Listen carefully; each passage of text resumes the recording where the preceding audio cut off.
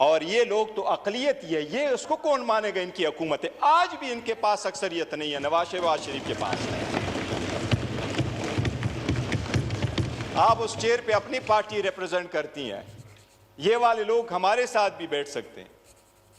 ये ऐसा hybrid system बनाया, ना हुकूमत ना अपोजिशन, लेकिन फिर भी एक हकीकत है, शहबाज शरीफ आज भी विदाउट मेजॉरिटी है हिस्ट्री में ऐसी हुकूमत बन रही है और बन चुकी है जिसको आवाम कभी नहीं मानती कि ये हुकूमत है, ये फेक है, जाली है।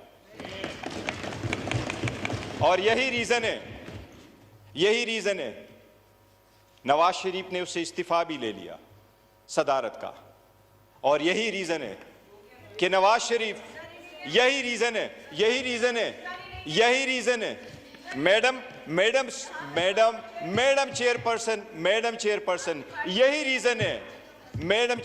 यही रीजन है नवाज शरीफ ने यहां खड़े होकर के इन लोगों को पीछे दे करके मुबारकबाद नहीं दी, बिकॉज ही बिलीव्स ये हारे हुए हैं। इस सब कुछ के बावजूद हम आए और हमने ये सोचा कि हमने चलना है आगे। कल जिस तरीके से हुआ, मैं इसको इग्नोर नहीं कर सकता और ये हाउस भी इसको इग्नोर नहीं कर सकता। बात कहां से चली और कहां रुकी? वो लोग जो फार्म 47 पे चल के आते हैं, जो करप्ट सिस्टम के बेनिफिशरी है, वो इसी तरह बिहेव करते हैं जिस तरीके से कल ख्वाजा आसिफ ने बिहेव किया है, जब इसकी कंडेम करते हैं।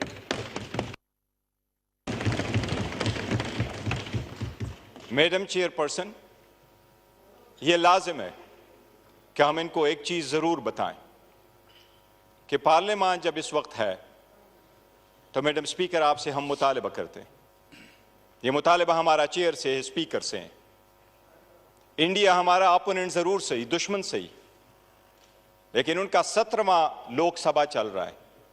इन्होंने 17वें लोकसभा में 90 मेंबरान को एक्सपेल कर दिया फ्रॉम द हाउस, सस्पेंड कर दिया। आप कभी कंप्रोमाइज नहीं कर सकते इस हाउस के तकद्दुस पे और जो इनके मेंबरान है उसके तकद्दुस पे। उसने कल जो कुछ चेयर को कहा, चेयर उसको माफ करे, लेकिन उसने हमारे एक मुअज़्ज़ज़ रुकन के बारे में जो अल्फाज कहे हैं, हम सिर्फ मजम्मत नहीं करते, हम चेयर से मुतालिबा करते हैं आप उसको एक्सपेल फ्रॉम द हाउस करो फॉर द रिमेनिंग सेशन। वो अल्फाज दोहराई वाले नहीं है, रिकॉर्ड का हिस्सा है, मौजूद है।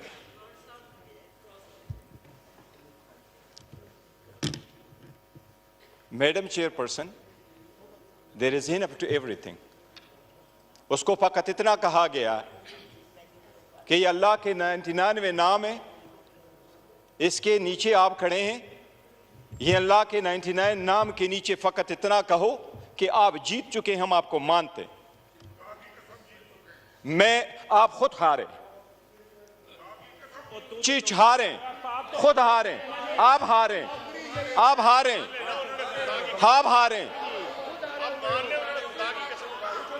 आप अपनी स्पीच में बात कीजिएगा। वफादार ना बनो, बंद नहीं, प्लीज आप बैठ जाए, पीछे जो है आप बैठ जाए, आप भी बैठ जाए प्लीज, आप भी बैठ जाएं, बैरिस्टर साहब देखिए, हाउस का एक तरीका होता है, ऑटोमेटिकली जो अल्फाज जो गैर पार्लिमानी होते हैं उन्हें एक्सपंज कर दिया जाता है और वो एक्सपंज बिल्कुल हो जाते हैं। और मैं आपको ये बताना चाह रही हूँ कि प्लीज आप भी नहीं बोले, एक दूसरे को बर्दाश्त करें। मैडम जस्ट अ सेकंड, हमने आपसे रिक्वेस्ट नहीं की कि उनके अल्फाज को स्पंज कर दे, वो स्पंज ही होंगे और आपने करने ही करने, लेकिन स्पंज के अल्फाज से वो ज़ायल नहीं हो जाते उसका असर।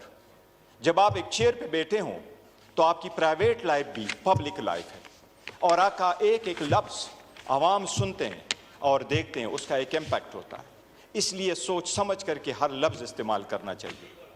और अगर आपने उनमें से एक को भी एक्सपेल कर दिया तो कोई और आकर के वो ऐसे लफ्ज़ नहीं इस्तेमाल करेगा।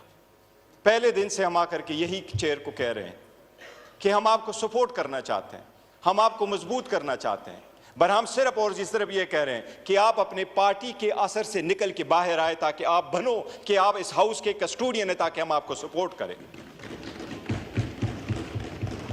मैडम चेयरपर्सन, इनको हम क्या याद दिलाएं?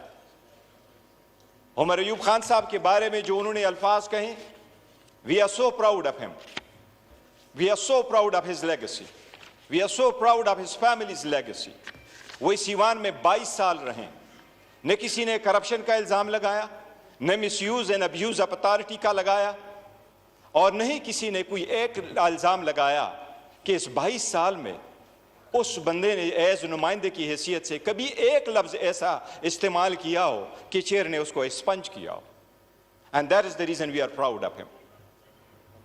और इसी वजह से इमरान खान साहब ने उसको लीडर ऑफ द अपोजिशन बनाया है। जनाब स्पीकर, मैं ज़रूर कहूँगा कि हम पाकिस्तान के लिए कोशिश कर रहे हैं। जितने स्ट्रगल पाकिस्तान तहरीक इंसाफ के इन नुमाइंदगान ने की, आपको हिस्ट्री में मिसाल नहीं मिलेगी। किस तरीके से ये चल के आए हैं। क्या ये 18 महीने की हुकूमत इनको याद नहीं है? क्या हमारे औरतें जो पकड़ी जा रही थी इनको याद नहीं है? क्या वुमेन एम्पावरमेंट की बात कर रहे हो, आज उस बहनों की बात कर रहे हो जो जेलों में पड़ी हैं? क्या बुशरा बीबी का किसी भी दूर दूर तक तो शखाना के साथ कोई ताल्लुक है जो 15 साल की आप सजा देते हैं?